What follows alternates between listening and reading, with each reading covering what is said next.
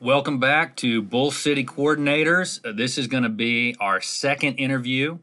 I am very excited to say that we have with us Carlos Wray, one of the members of probably the greatest era in Duke football that we can remember. He has agreed to take some time out of his day and do a little talk with us about his time at Duke, what he remembers from it, what he learned from it, his trip to the NFL, and what he's been up to now. And we'll just see where the interview goes. Carlos, thanks for being here. Thank you for having me. I appreciate you. Well, I understand you're from Shelby, North Carolina originally. Is that correct? That is correct. And are you still in North Carolina now? Yes. All right. I'm in the Charlotte metro area. Well, between the Blue Devils football this year and the Panthers football this year, it's been a rough football season in your neck of the woods. But I'm interested in the lead up to going to Duke. What got you into football as a kid? All my friends were playing football, and I would find myself bored because all of them would be at practice during the week, and I was just wondering, like, what's all this hype about? So one year, I just told my mom, like, hey, I think we're going to try this football thing. And at first, I didn't know what I was doing at all. I didn't watch football. I wasn't a big fan. I knew about the Patriots because of my dad, but that was really my following. I always told you I was a Patriots fan, you know what I mean? But I never watched it early on. And then as the years progressed, I actually started watching the Patriots, entering Tom Brady, and the whole era starting that. So it kind of got me into football, got me interested. I started learning positions and things like that. So just kind of got more into it as the years progressed.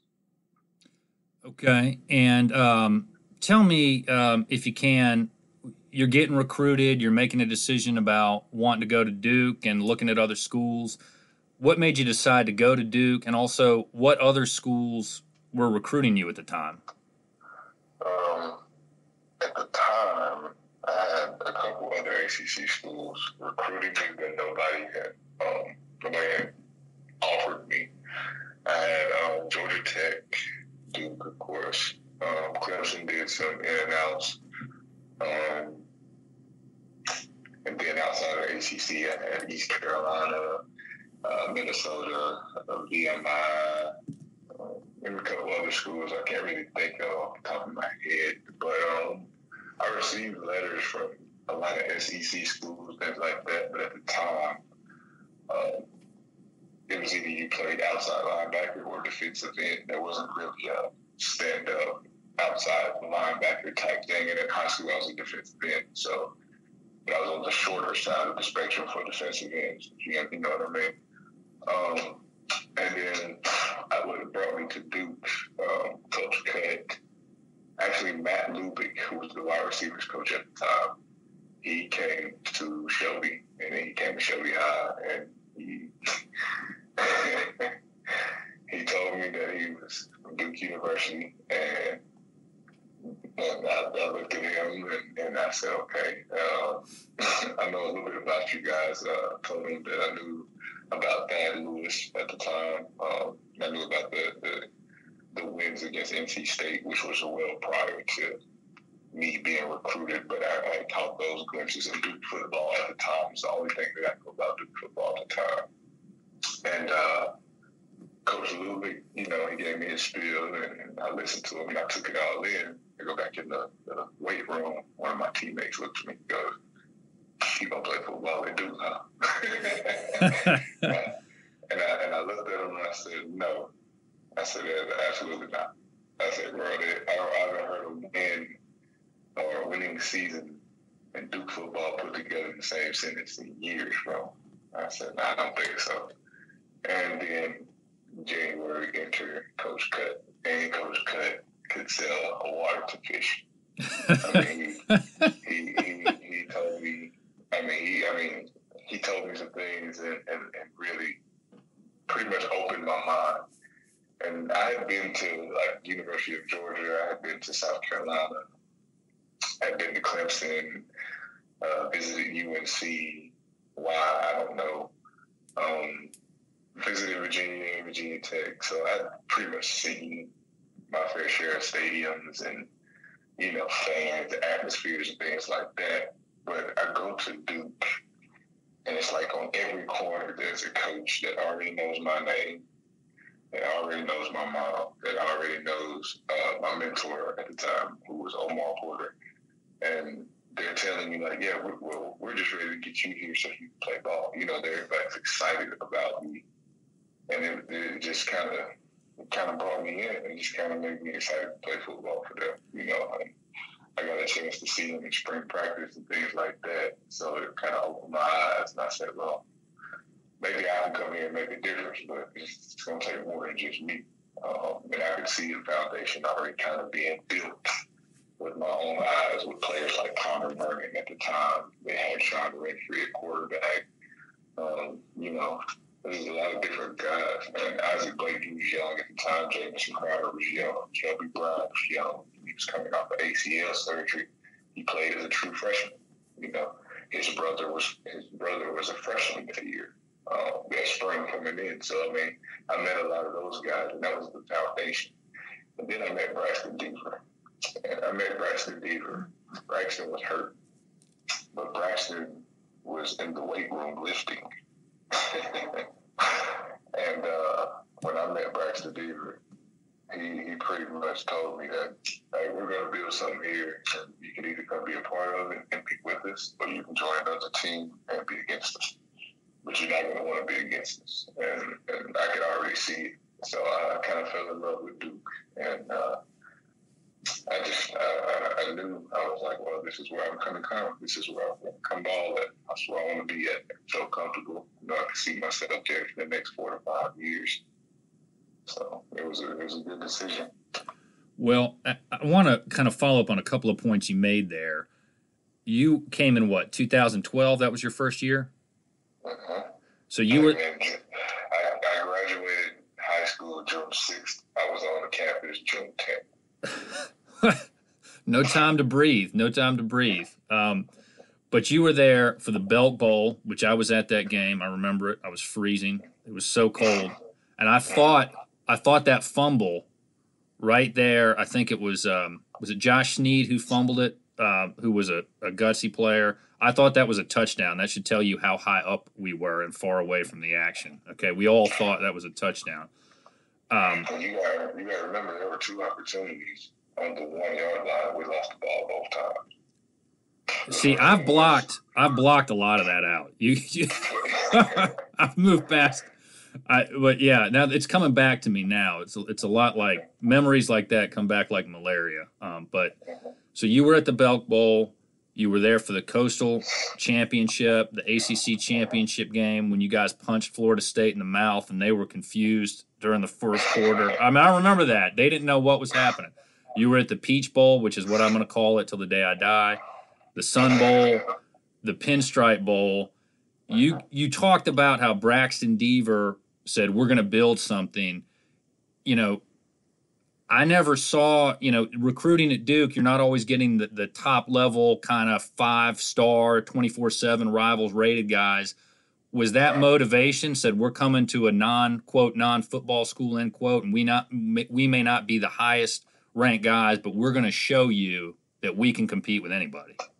Well, let me tell you kind of how I can give you my outlook on it. I can't give you everybody's individual outlook on it because everybody's individual outlook on it is different. You know what I mean?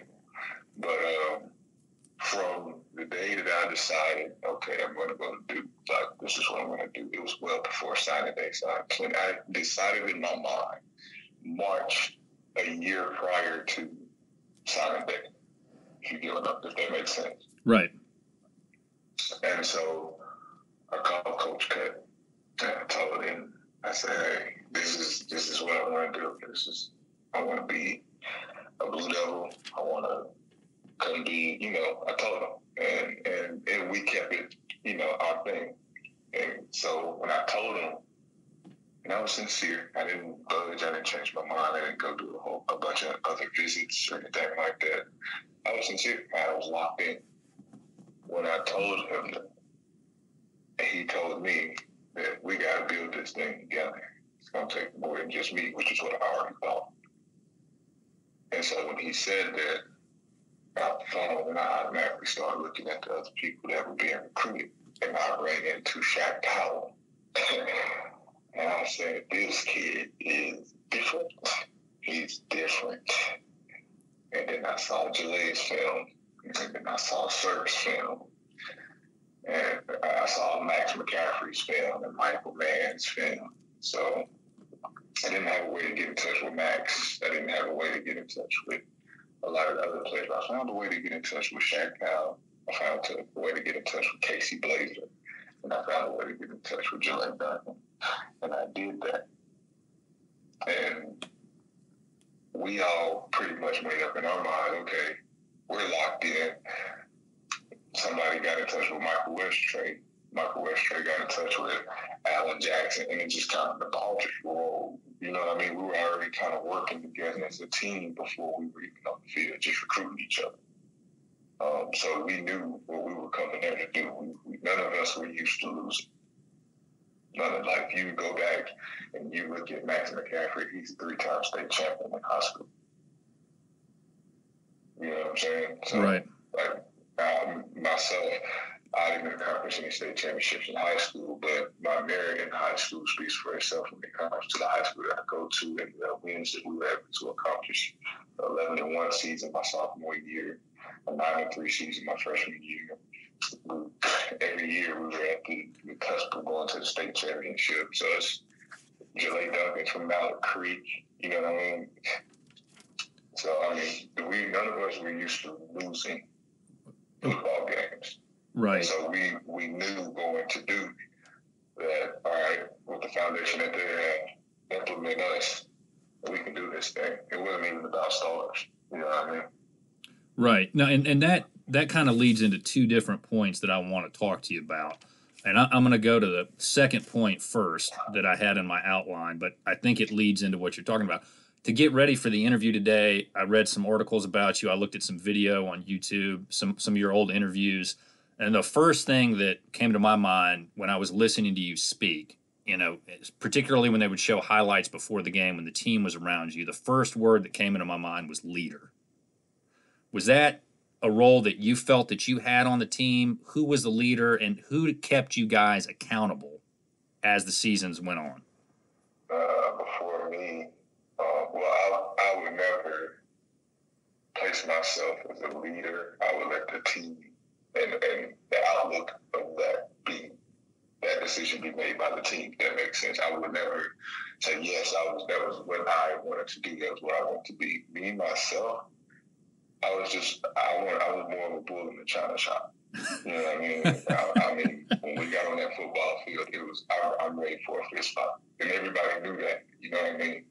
And that's the type of mentality that I want to bring to the team. When we hit this field, I'm with you guys. It's a fist fight. This is what this is. It's play after play. We're throwing punches. And that was my mentality. Now, if that made me a leader, and that's what my teammates would say, then I'll take it. But I won't say it for myself. You know what I mean? But I say that because we had great leaders. Braxton Deaver is one of those guys. He put his body on the line. Braxton Deaver had 4 or 5 knee surgeries. Never complained. Never stopped working. Never quit. And he finished on the field. Kenny Ananiki is another guy. Multiple surgeries. Never complained. Never held his head down. Super Bowl champion. You know what I mean? Sidney Sarmiento is another guy who, in the D-line room, he didn't say much. He was more the kind of laid back, chill. He was cool, you know. Everybody was cool with Sidney, but when it was serious and he spoke, it stuck. Same thing with Justin Fox, Ross Cockrell. Those are the leaders that were before me. You know what I mean? I could only bring a mentality to the team, but those guys are leaders. Those guys are examples. You know what I mean? Kelby Brown.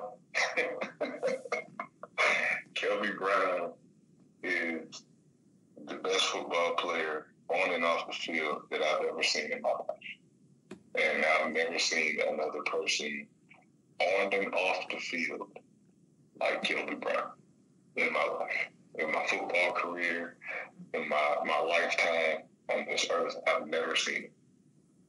Those are leaders. So I could only bring a mentality. I can't hold a candle to those guys. Well, you named the point I was going to make. I was going to list off all the playmakers on defense that you played with, and I think you named all of them. Okay, all right, but I'm going to tie this into a point. You and I have exchanged openly on Twitter a couple of back and forths about what's going on at Duke football, and you used the term closers. Okay, and I want to read off a list of names of people that you played with: Devon Edwards, Breon Borders, Jeremy Cash, Ross Cockrell, Kelby and Kyler Brown, Helton, Wolf, Ananiki. Those guys to me seemed like closers, and I'm just curious, when do you see that? When do you know that one of your teammates is a closer, and can you define what closer means to you and what it meant to you when you were at Duke? A closer to me is literally the epitome of Duke versus Virginia, 2013. When we're down 22-0, and it's so quiet in the locker room at halftime that you could hear a pin drop. Coach Cut hadn't even entered. Nobody said a word. And you look at Brandon Connect, and he has this look in his eyes like he's ready to kill somebody. Nobody in the locker room, he's not mad at anybody on our team. He just knows that we're better than what we're playing. You know what I mean? You look at Cash, who literally just put himself on the line at the goal line trying to stop a guy getting in the end zone. He knocked himself out. He's sitting there with the team ready to go back out in the field, which he did. Is a closer to me is a guy who can walk in the room and everybody knows he's going to make the play. And we had every one of those names you named, we had like 12 of them.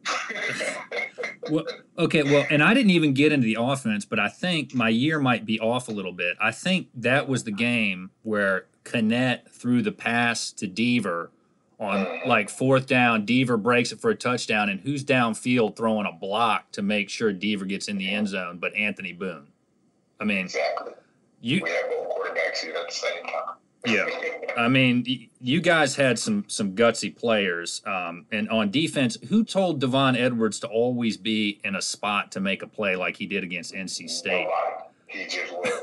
Coach Cut deemed him, I think it was Mr. November, if I'm not mistaken. and what it is with Devon, he had a knack for the ball. I mean, he had a knack for the ball, literally.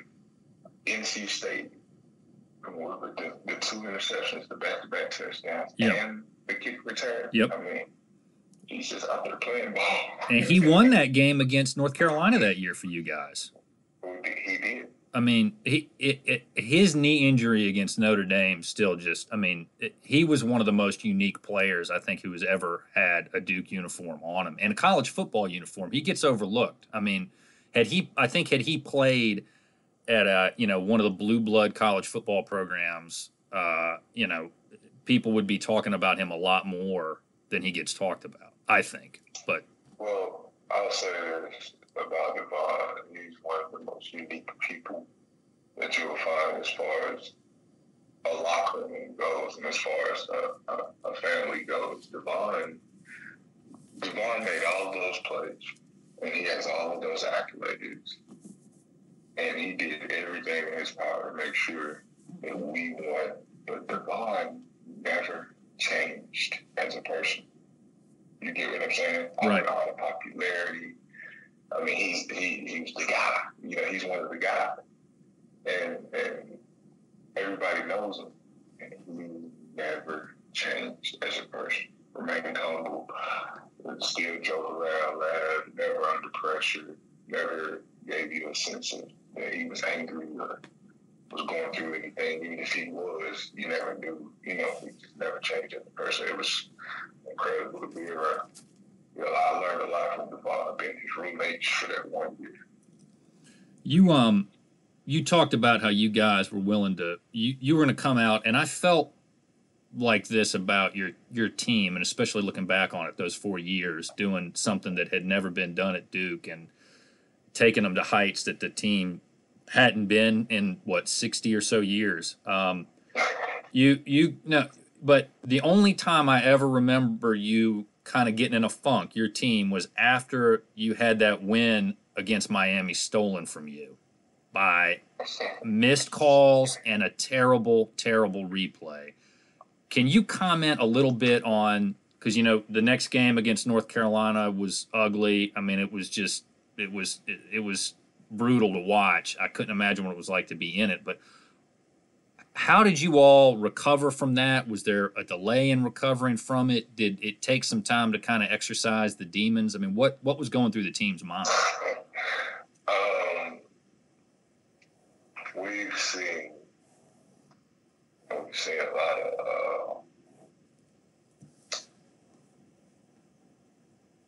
a lot of this. We had to see. Sorry, I'm speaking in the present tense as if I'm still there.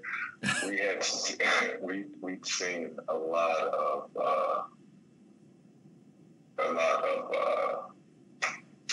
how can I put it?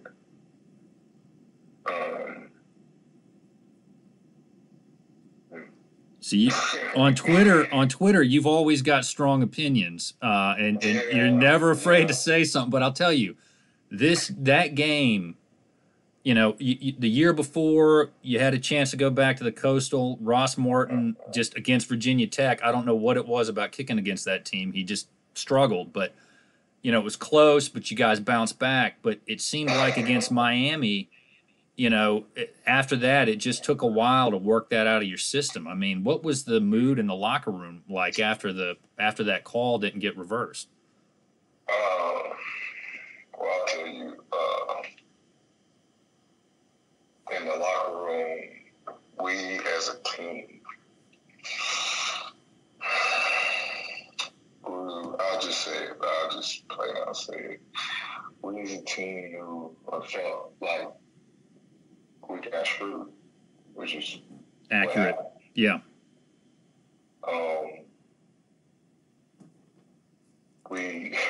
Our morale for that entire season was down the toilet. I mean, and this is me. I'm gonna go on record and speak for everybody this time. When you go through something like that, and I mean, we're still with some of the same guys that rode us to the ACC championship, who knew what it took to get there, who had been there, who knew that the team we had that year was similar to the team we had against Miami on Halloween.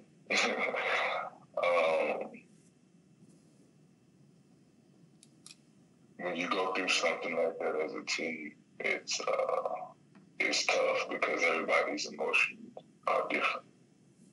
Did the ACC admitting that the call was wrong help or hurt, or did it have any impact? I mean, I understand that a week later you can't go back and reverse the call. But when something like that happens, I feel like a rule change should come into place to go forward. I mean, a clear example, I don't know if you watched the Big Ten championship yesterday. No, I didn't. Oklahoma jumped off sides so far that a player on Iowa State side was contacted and no flag was thrown. It happened twice. No flag was thrown. Quarterback calls a timeout. Purdy calls a timeout, and Matt Campbell is losing his mind. He's the head coach for Iowa State. He's losing his mind. And I would be the same way because as a football player, we have to have discipline and we have to have structure. And that night, as that's going on, and we're looking at the Miami play in front of the field and celebrating in our faces, and, you know, whatever, going up to you, you know, doing what they do. That's they celebrating as a team. Tapped around the field, knowing that nothing could be done. Like I said, our morale as a team flushed down the drain. Well, it was hard to swallow, but and then, you know, going into Carolina the next week, I myself had a concussion. I sustained a concussion against Miami, but just it was hard to go into the facility that week. You know what I mean? Just knowing like. Well, and that pretty much pushed you guys out of Coastal contention. That loss against Miami. I mean that. It happened 2 years in a row. Yeah. You said it. It happened. We beat Pittsburgh. We lost to Virginia Tech. And we lost to Carolina. The next year, I don't remember who we beat. I believe it might have been Georgia Tech. But then we lost to Miami on Halloween, and then we turned around and lost to Carolina.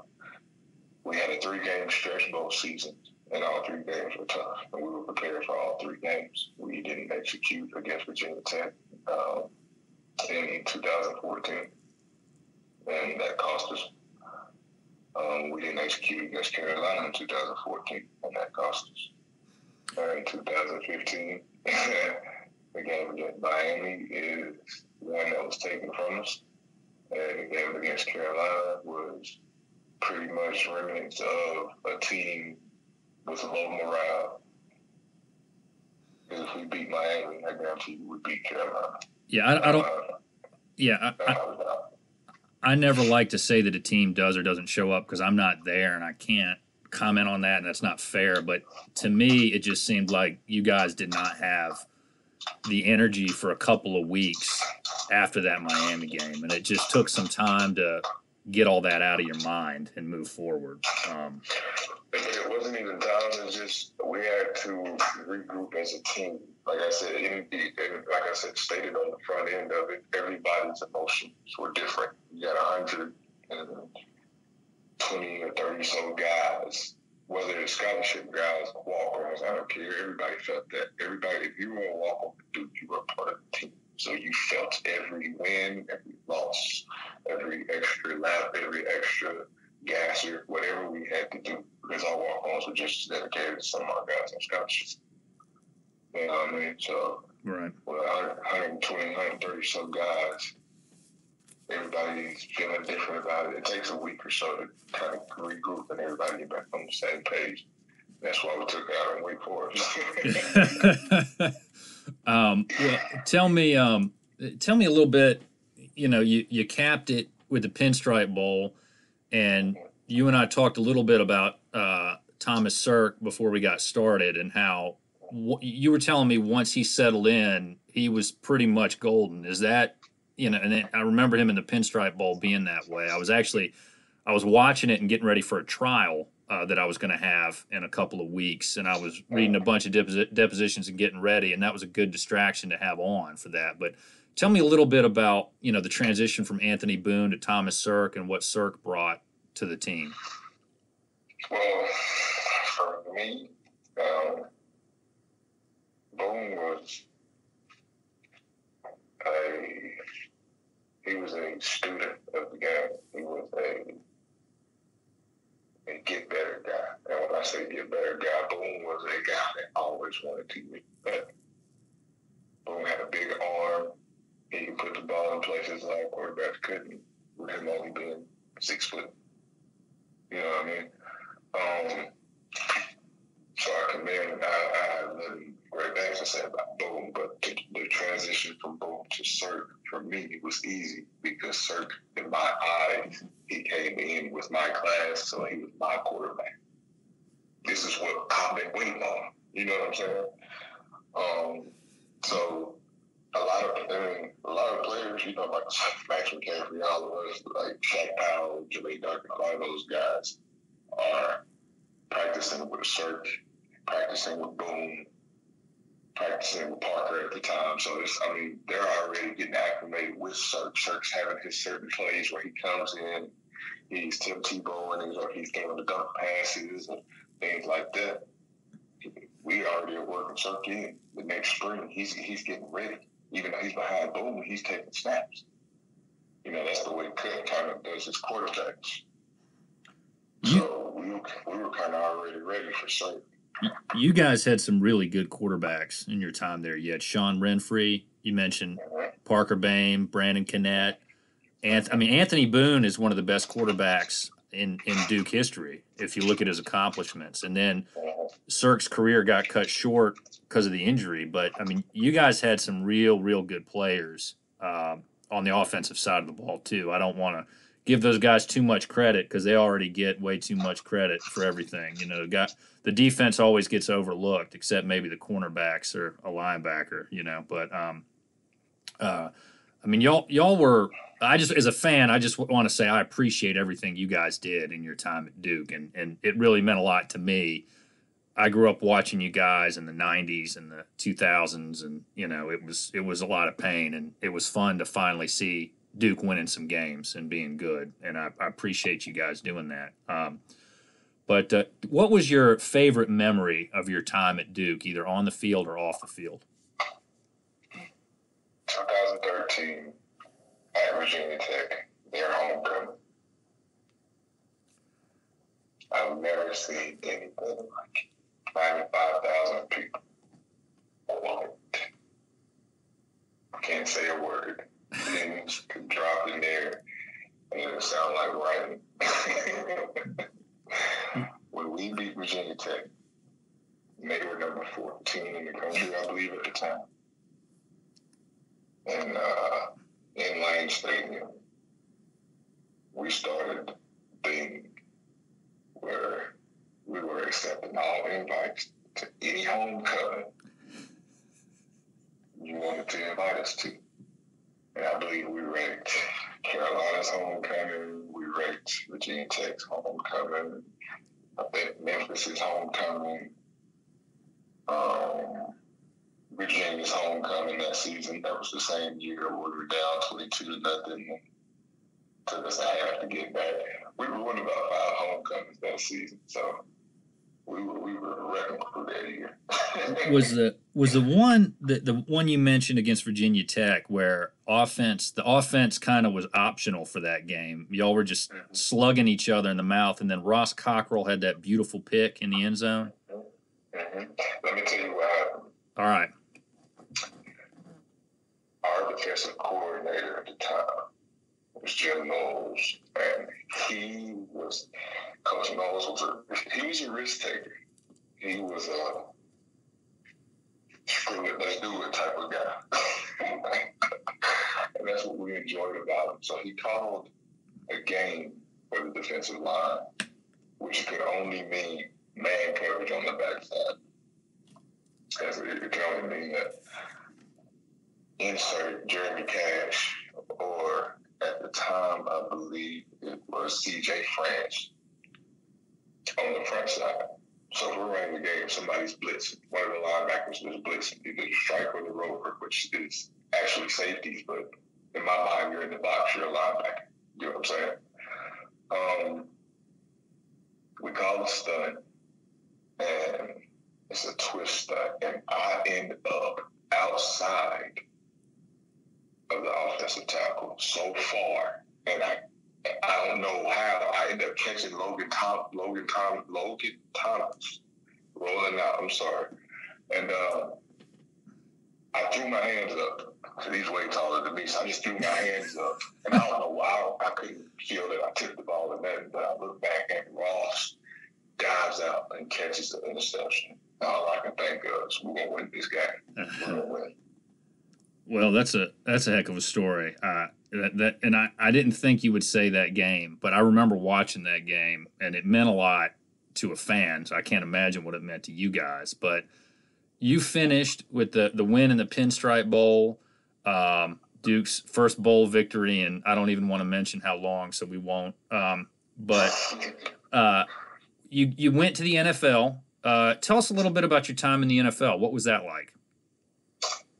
was eye opening. The NFL is truly a business. When you're a senior in college, you don't realize that this probably could be my last year actually getting football guaranteed, if you know what I mean. Because the NFL is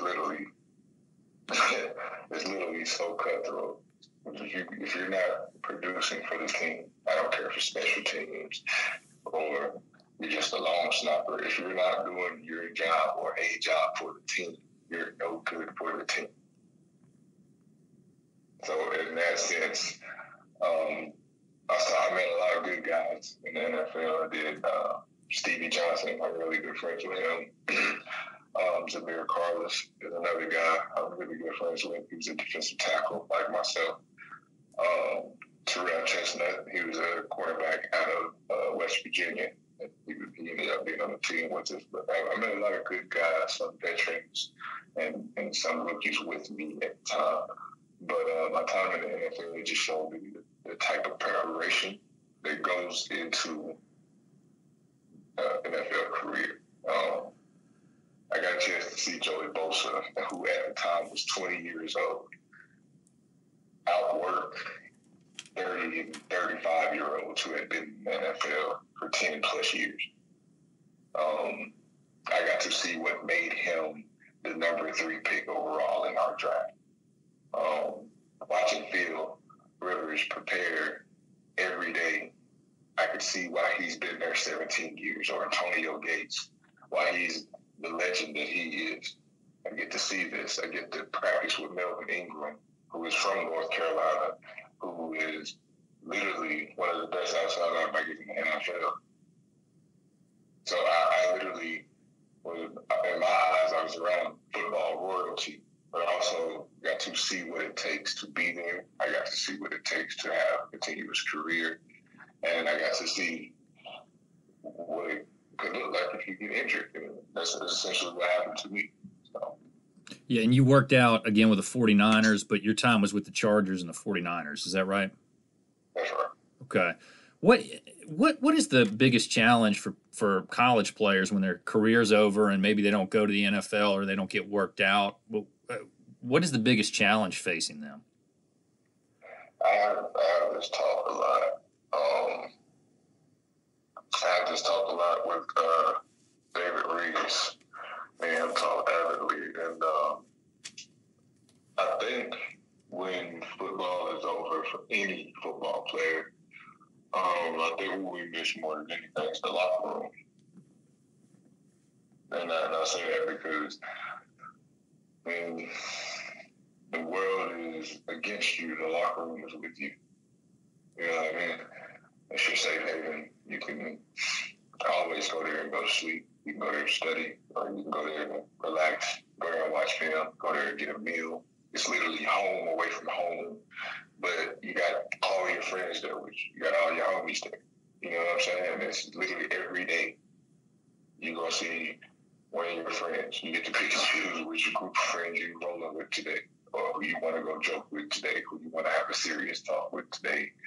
It's literally all of that in one. And when the lights are gone and the grass isn't green anymore, and it's just you, all you have is you to literally do what you were doing in that locker room. You don't have 120 other guys to go consult with. You mentioned Reeves. That was the tight end that was with you guys at Duke, right? Okay. I told you.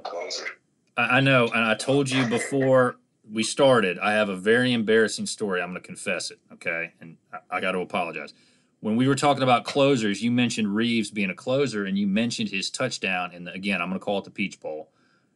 And I had no memory of that play. I looked it up, and I was like, wow, he's tight roping the sidelines. That's an amazing touchdown. I cannot believe I don't remember it. Well, I'm going to tell you why I don't remember it, okay? Going into that game, you guys were playing Texas A&M, Johnny Manziel, Johnny Football, just a really dominant college quarterback, right? They were from the SEC. You guys, upstart, coming from the ACC. I grew up watching Duke football, and I grew up watching the Cubs on WGN. So all I knew was disappointment. And me and my neighbor then, Tim, we watch. He's a Duke alum, and we watch games together, football and basketball. And we both knew going into that game, A&M's going to win this. There's no way. It's just A&M's going to win because I'm cultured to believe that my sports teams are going to lose. Okay, and so you guys jump out to a 38-17 lead, knocking them around, and the whole time of the game, you know what I'm looking at? I'm not watching any play. Do you know the one thing I'm looking at the whole time during that game is the clock. I'm just watching the clock because I'm like, please let this game in right now.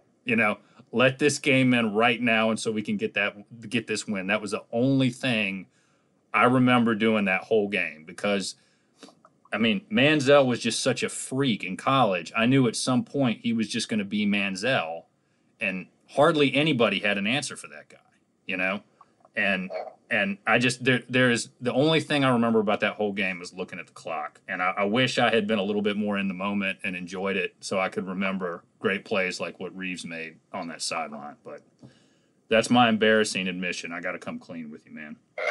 Well, I'll tell you, a lot of the great plays in that game got overshadowed because of the result. Can't take anything away from Johnny Football. Great football player, amazing football player. But that was a good football team we played against also. But y'all were good. Yeah, that offensive line, I believe, if I'm not mistaken, 4 out of the 5, everybody but the center is in the NFL right now. Yeah. So that was a good football team that we played against. But I think in that game, a lot of people doubted us because it's the SEC versus the ACC. And could you imagine Duke football competing with Texas anything football? Could you know what I mean? So I think that outlook on that was, well, here's a Heisman Trophy winner, and here's Duke. You know what I mean? You got the scholars. Yeah, but you guys had them. I mean, you guys, and you're right. I told you. Yeah. Every down is a punch. We're out here for a fist fight. We're not here to play football. We are, but we're not. Right. That was our mentality. No, you're right. People forget about how good of a team you all were that year. And I mean, if you guys had won the Peach Bowl, it would have been different, obviously in the minds of some folks. But I don't think just because you lose a bowl game that takes away from how good of a team you guys were. Does that make sense? Well, it does make sense, and I agree with you. But I think a lot of people thought we were going to be the one-hit wonder. And that's where when we kept surprising people, like 2014, we lose to Virginia Tech. 2015, we go to 4 overtimes with Virginia Tech and win. You know what I mean? So people think that thought that the 2013 was the height of the Duke program, and that was going to be it. No more bowl games. Everybody's going to graduate, or that's what everybody thought. But again, the foundation had been built since I was being recruited in 2011. So guys like David Reeves and Bryson Deaver had got there in 2010, if I'm not mistaken.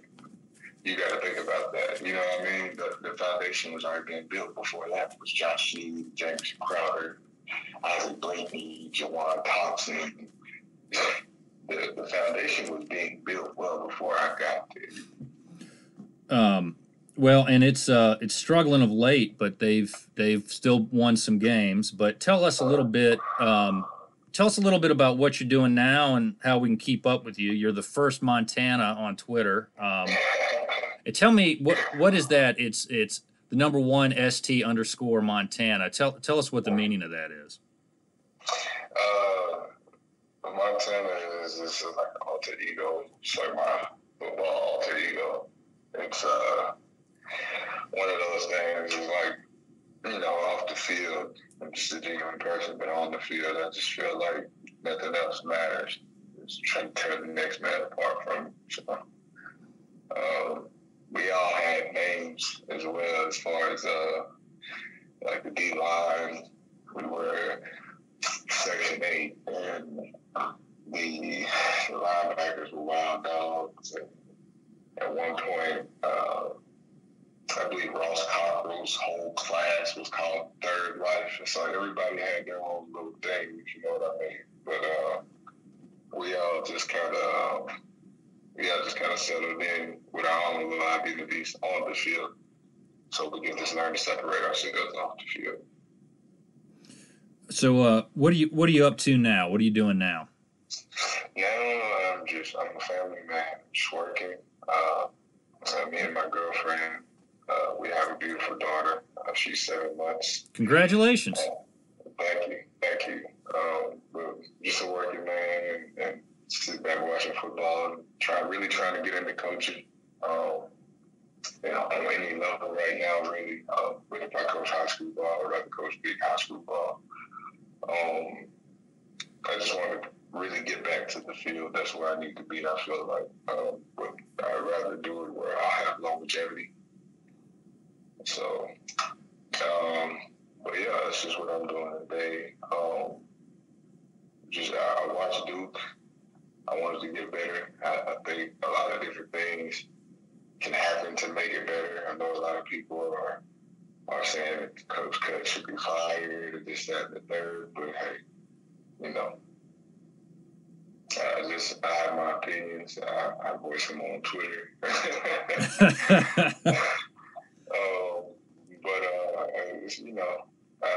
I'm known to ruffle feathers and step on toes, so I don't mind doing it because I'm doing it from a good place. I'm not doing it from a place of a malicious place.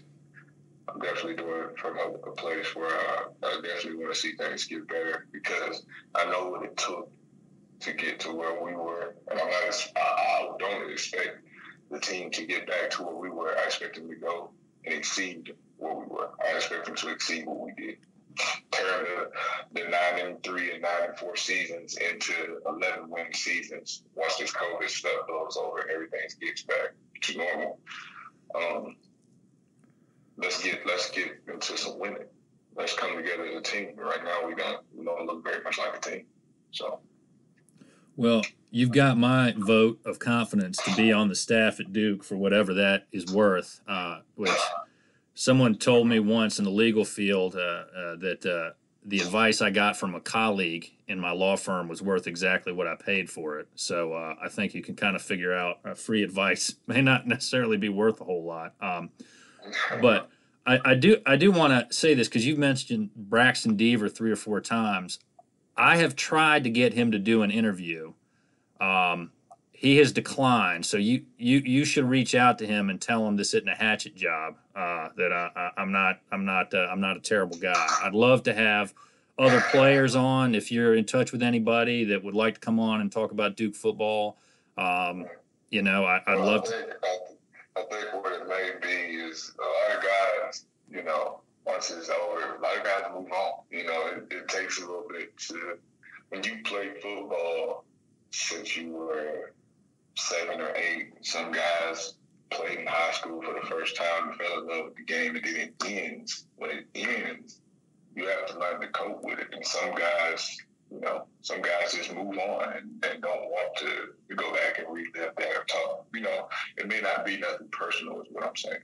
It may be more of a thing where he's like, hey, I moved on. I don't want to necessarily speak about that. You know what I mean? And I was that guy for a couple of years where somebody asked me something about my football career and I just be like, yeah, well, I'm doing this now. This is what I'm known for now. I do this. I don't necessarily want to be known as this is the guy that went to Duke. And, it just takes a little bit. So it may be a situation like that. So I wouldn't take it personally. Oh, no. I don't take it personally. I just I'm trying to I'd love to have some former players. I'd love to get some current players. Just, I've spent a lot of my life watching Duke football, and I like a chance to talk about it. My wife doesn't like talking about it with me. So this is a good outlet, and I would just love to have more guys like you on to come talk about it. And I've learned a lot from listening to you, particularly, what you just said about how you deal with the aftermath of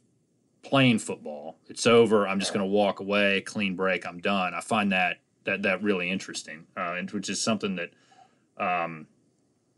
in the legal field you see lawyers who hang on too long and are around when maybe they shouldn't be around because it's hard to let go.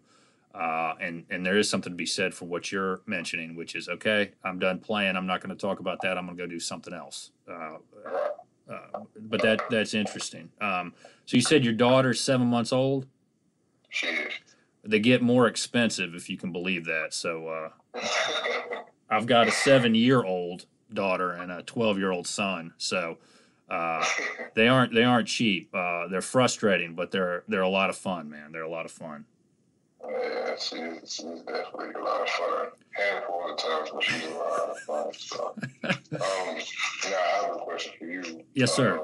What do you think could be done to change the program, just from your perspective of things?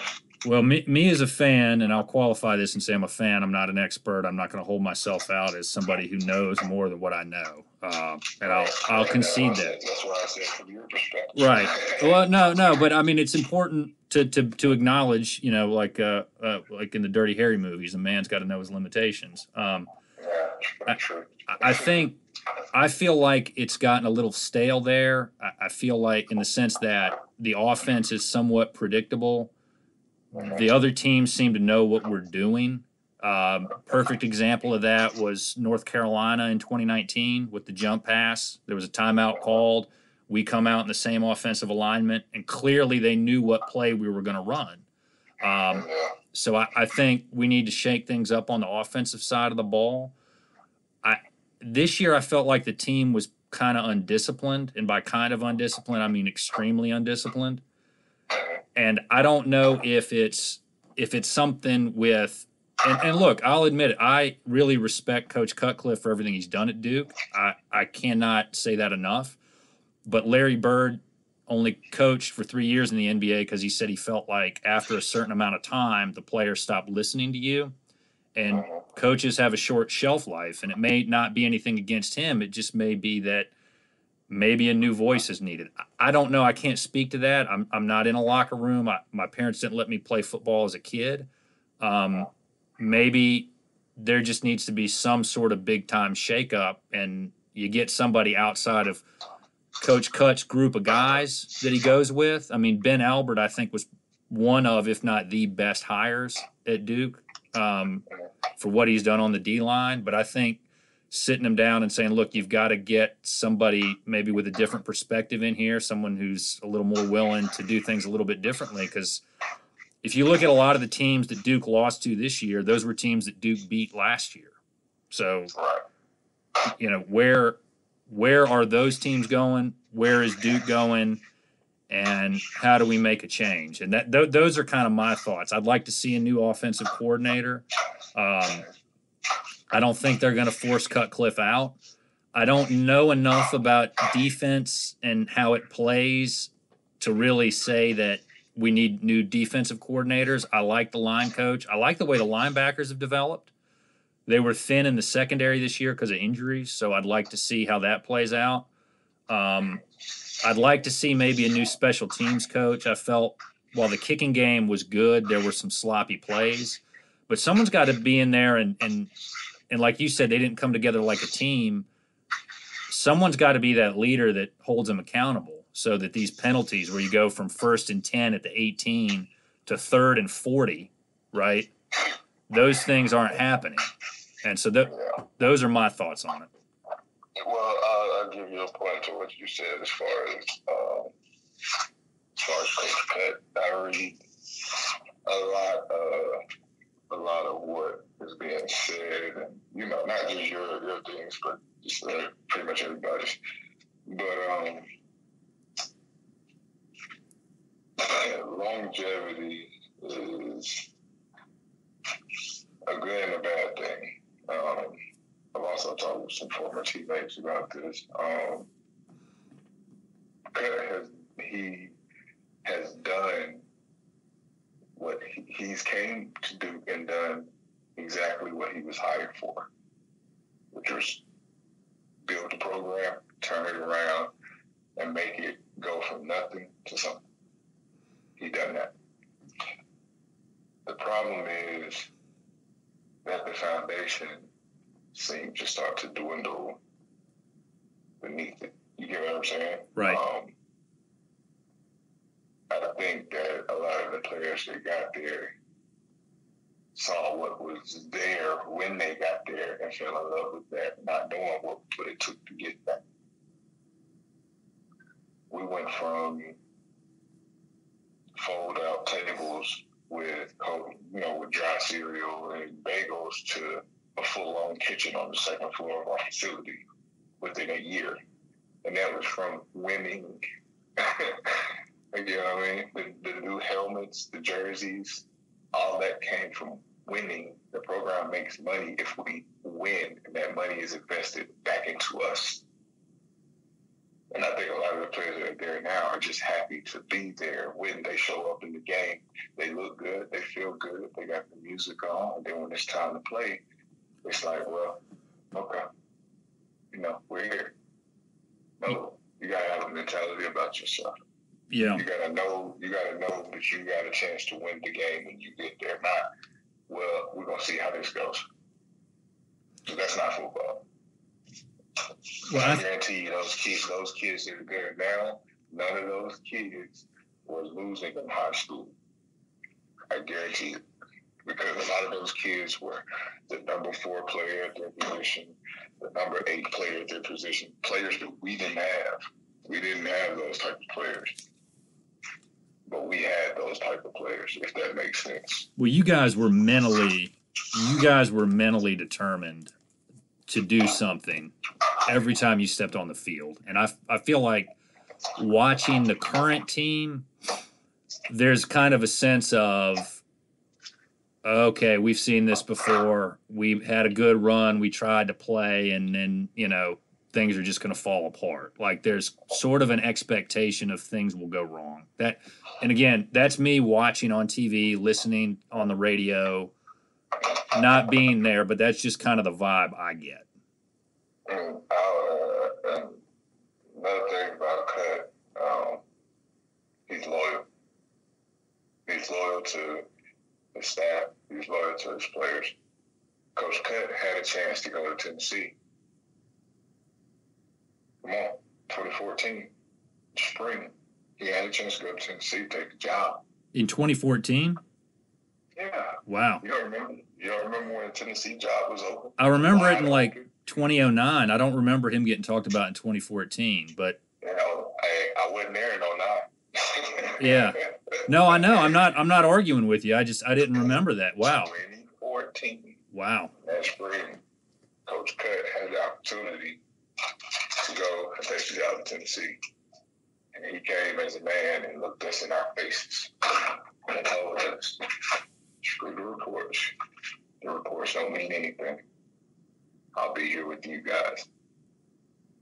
And if you go back and look at Joe Paterno's career, and you look at Bill Snyder's career, it wasn't always pretty.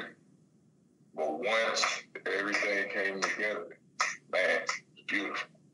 Happy Valley turned into a beautiful place. Even though Ohio State and Michigan will be atop of the Big Ten, Happy Valley is on TV, prime time, playing Wisconsin. The Kansas State's knocking off Texas or Oklahoma, and Texas and Oklahoma is number 1 in the country. Duke football is ranked in an ACC championship. It's not always going to be pretty. It's not always going to be wins in 2013 and 2014 and 2015. But what it can be is beautiful. Those guys, look at the team this year. Next year, if those guys win 7 games, the conversation changes. The next year, they win 9 games. The next year, they win 11 games. Bowl champions. Coach Cut still looked at him. It can happen. It's possible. It's been done. At other colleges, it's been done. Look how long Mac Brown was at Carolina before he went back to Carolina, if we're going to talk about it. He went to Texas. He's already, come on. You think Cut fears Mac Brown? No. I'll say it. I'll say it. You think he fears Mac Brown? Not a chance. Cut knows what he's doing. That's why he's been in this game a long time. I've seen everybody on Twitter say he needs to be fired, this and the third, and every time somebody says it, I mute my conversation with them. This is not a Cut thing. This is a program thing. Kevin White is not going to fire Coach Cut. He's not going to do it. He's loyal. Coach Cut is loyal to his coaching staff. Well, I agree with you. Changes need to be made, but it may not be changing people. It may be changing mentality. You know what I mean? Right. No, and I think that's a fair point, and I think you've got a closer perspective certainly than I would, and that's part of why I want to have these conversations with people. And I do admire Cut's loyalty, but at times it can turn into stubbornness, I feel like. And part of being a leader, and since I went in and I'm at a more or less sort of not a solo practitioner, but I went from a big law firm and now I'm with just 3 other lawyers. Cultureship, management, leadership's important. And I read some books by and about Bill Walsh and some business leaders, and you've got to know when your loyalty is a hindrance and when it's a help. And I feel like at least on the offensive side of the ball, it's been more of a hindrance of late than it's been a help. Well, what I've seemed to figure out about the Bryce situation is I don't think anybody else is prepared either. And you got to think, when if Anthony Boone goes out and throws 3 picks, Brandon Connect's ready if Boone bench. You get what I'm saying? Right. I think that's the difference. Like, we didn't have to worry when Anthony Boone tore his collarbone or broke his collarbone against Memphis in 2013, and he was out. I believe he was out 3 or 4 weeks. Connect threw that wheel route against Memphis, if I remember. Exactly. Yeah. But we weren't worried.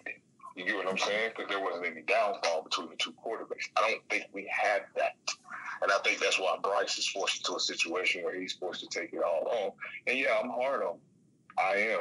You were. Yeah. You and I had a conversation on Twitter about that. Yeah. I'm intentionally hard on Bryce. I'm intentionally hard on anybody that's a part of the Duke football program, whether it's now or past. I'm hard on any. You can ask any of my teammates. I'm hard on anybody that is a part or representing Duke football in any aspect. Why? Because I loved them. Because I was a part of it. Because I know what it took. I'm going to continue to be hard on them. It's not going to change. I do think the 2 points I want to make, because before I let you go, because I've taken up a lot of your time today, although this has been awesome and I appreciate it. Is you said next year is going to be critical. I did my end of year recap, and I said I did this kind of historical parallel to the rise and fall of Rome. And if you historically look at it, right now could be what was called the crisis of the 3rd century, where it looked like Rome was going to fall apart, but then Diocletian and some other folks took over and got the empire going again. Or this is going to be when the Goths and the Vandals show up and get ready to sack and destroy Rome. And I think next year we'll do that. And you made a point about this earlier in the season. Everybody's been real critical of the offensive line. I think this offensive line is going to be really, really good.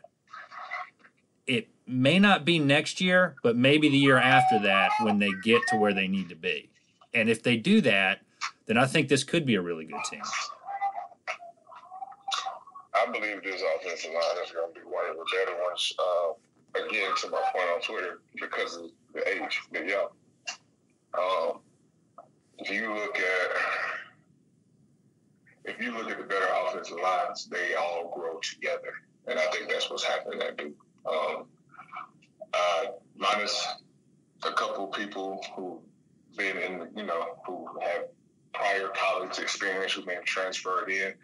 But the freshmen, you can tell some of the freshmen, maybe sophomore here or there, who don't have any game experience or anything like that. It shows, But to my point, as far as the football team, I'll make this last point, then I'll have to go. My daughter's starting to get cranky. I think that if they work together as a team, they all swallow their pride and quit trying to be individuals, I think they can have something special. I don't doubt anybody on the football team, not even Chase Bryce. I think he has to get better. Now he's transferring, and if that's the case, in my mind, maybe he should transfer down. And that is to learn. That is not a shot at him or anything he's done on the field. But if he remains at Duke, I think he needs to swallow the pill, become the leader, and take over the program. I think he needs to be that guy. I think he needs to indulge himself in the offense fully, and I think he needs to indulge himself in his offensive line. And I think he needs to show he has what it takes, because he didn't get recruited by Clemson by playing like that, I guarantee. Yeah, and I think he may not have been the right quarterback for this system, one, and also when you play three centers in one season because of injuries or for any reason, you're going to struggle at times. So, I thought the line did well, and like you said, I think they're going to be good. But I appreciate your time today. This was a great conversation. I really appreciate it. Absolutely, man. Anytime. All right. Well, hold on 1 second. Let me shut this off. And I just want to say to everybody who listened, I hope you enjoyed this, and thanks for visiting the site.